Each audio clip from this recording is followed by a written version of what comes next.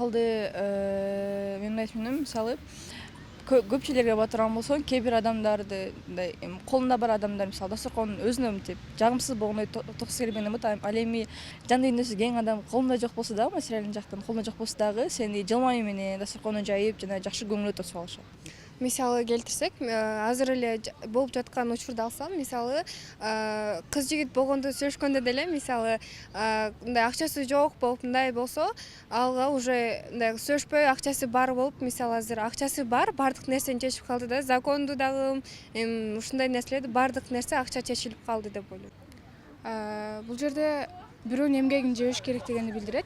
Мисалга эки дос болсо, анын бирөөсү материалдык жактан, бирөөсү өз эмгеги менен жетип турган нерсеге өзүндө жок нерсени башка бирлөрдөн издегендер да болот да. Эмгек менен жеткен палеон башка да, баары бир башка. Ал эми өзүнүн материалдык жактан жеткени ал эч кандай нерсесине чукпайт деле. Жөөнүн ырысын аттуу жебейт деп. Эгерде мындай карай турган болсок,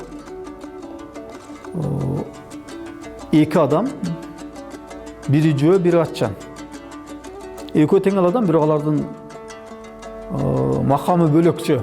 Орусча айтканда статусу бөлөк болуп атат. Бири жөө, бири атчан болуп атат. Кыргыздардын түшүнүгүндө жөө деген бул колунда жок, кембагал, эптеп өзүнүн жанын багып жүргөн бирөө.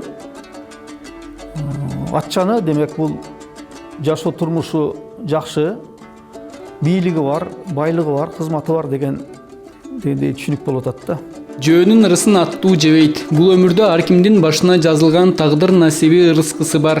Ошол ырыскы түгөнгүчө өмүр да токтобойт.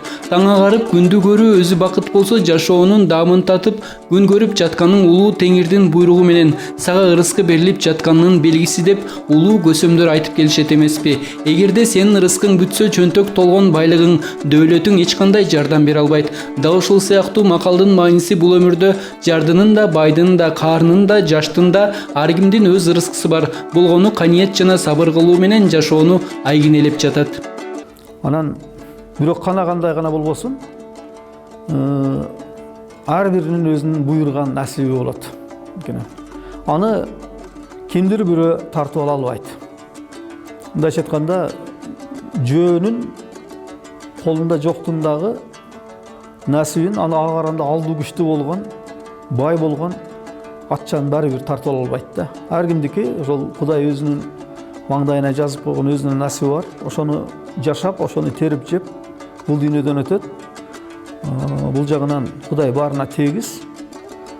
Мына ошол нерсени мындай кыйытып айтып, сенин насибиңи кимдир бирөө тартып албайт, себеби ал сага Кудай тарабынан энчиленген, тартууланган насип деген ой.